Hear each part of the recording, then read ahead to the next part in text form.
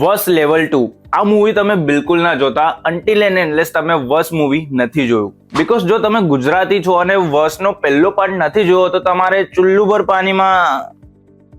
ખરેખર આજે વસ ફ્રેન્ચાઇઝીની બોલબાલા આખા ગુજરાતમાં નહીં પણ આખા ઇન્ડિયામાં ચાલી રહી છે અને ગુજરાતી ઇન્ડસ્ટ્રી માટે આવું મૂવી બનવું એ ગેમ ચેન્જિંગ છે. અને હીરોની અંદરથી ફાટીને 4 થઈ ગઈ છે પણ ફેસ પર એક્સપ્રેશન લાવવાના નથી.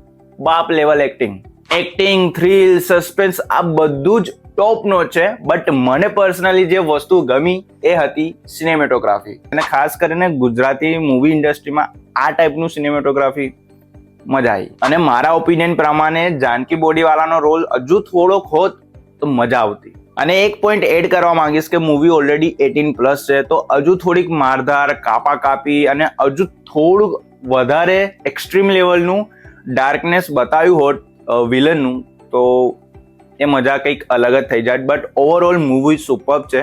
જો તમે મૂવી નથી જોઈ તો પ્લીઝ રિક્વેસ્ટ કરીશ કે થિયેટરમાં જ જઈને એક્સપિરિયન્સ કરજો.